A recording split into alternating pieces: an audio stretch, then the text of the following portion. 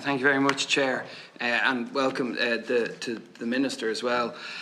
You mentioned earlier the graduated response the Gardaí use, and the Commissioner used that as well, but I would think that surely the beginning of any graduated response should be prevention, and particularly where you are dealing with groups that are deliberately organising, the prevention should be looking at them and dealing with them. And you say there's been 800 protests this year. Not all of them have been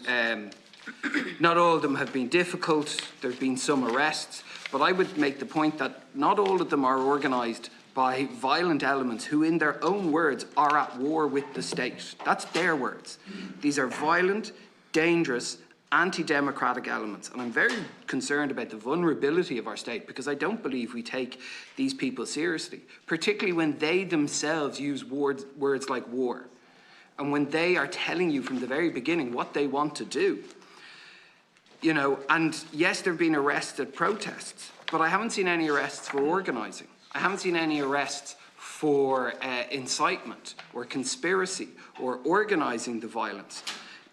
I haven't seen any arrests in relation to the arson attack on Sherrard Street at a rumoured iPass centre.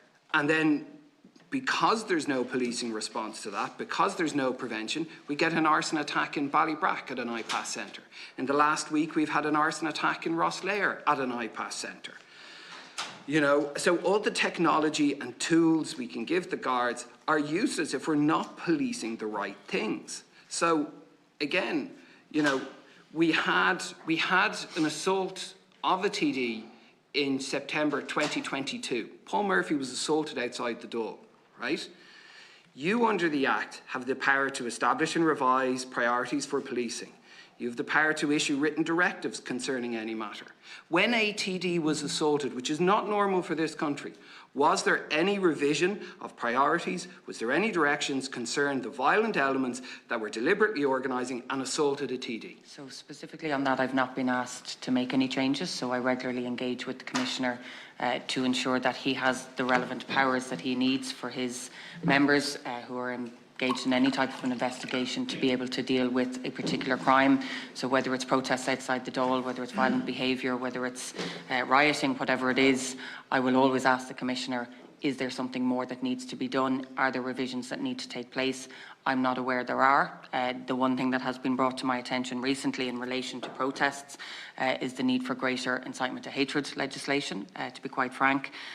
We have obviously an 89 Act, which was put in place before the invention of the internet, or much of what we have of the internet, and doesn't really deal with the types of violence and the types of intimidation that we're seeing now. So that's obviously a bill that's going through the Seanad at the moment, and I hope to have that enacted in the new year.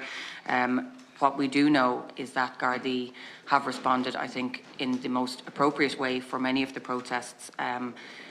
Arrests have been made, and Gardaí are conducting investigations. So, you know, as the Garda Commissioner said himself, it's not appropriate to get into what types of investigations are happening. But I want to reassure deputies and senators the Garda are taking this very seriously. They know, and, you know, I would have regular updates from the Commissioner on security matters and issues, that this is something that has now come to our shores. We saw for a long time this happening across the EU, but in recent years, it's not just in the last year or two, in recent years, this has very clearly become more of an issue here. But you also have to look at the fact that so many of the individuals that we might be aware of are very aware of what the law is as well. They're very aware of the type of language that they can or can't use. They're very aware of where they can cross the line and where they don't cross the line. And so often where we see violence occurring, it's not those who are instigating it, it's those who have been encouraged to commit violent crimes or to be more violent or to be more sinister. So Gardaí do have a difficult job in that respect, but at the same time they have dedicated teams that are looking at these changing dynamics. They have Gardaí who are observing but also involved in investigations into serious different crimes that have happened. And obviously whatever Gardaí need to be able to respond, again, that's a question I ask regularly. What do you need? So is it better CCTV, technology, facial recognition, trying to identify people? Is it tougher laws on incitement to hatred or violence? Is it greater police powers? What is it that you need? And some of those are being advanced, as you'll know, in legislation that's before the Houses. But the act in terms of you being able to give directions and revise priorities, I'll keep it very point, I'll keep it very short.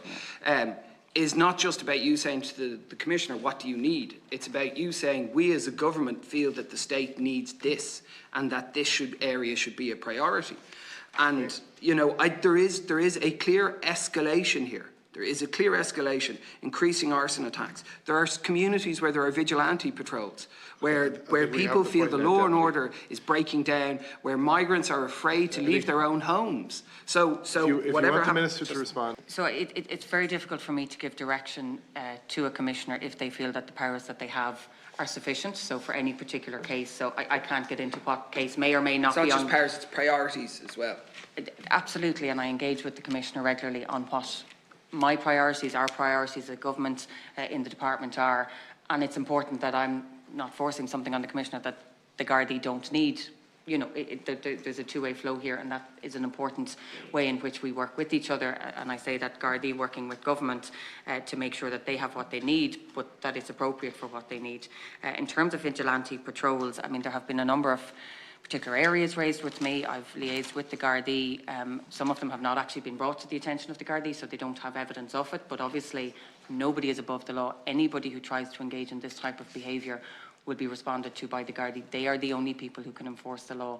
But some of these have not actually been brought to their attention. So I would urge anybody, if something like this is happening, they obviously need to go to the Gardaí. It's just not acceptable. It's not to be tolerated.